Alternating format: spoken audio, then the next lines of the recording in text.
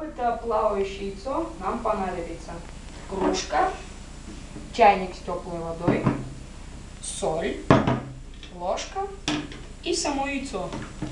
Наполняем кружку водой. Желательно теплой, чтобы соль быстрее растворялась. Кладем яйцо.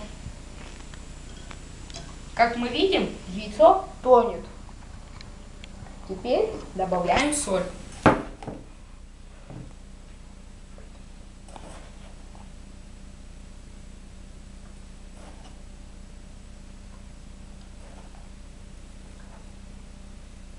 Размешиваем, чтобы соль растворилась.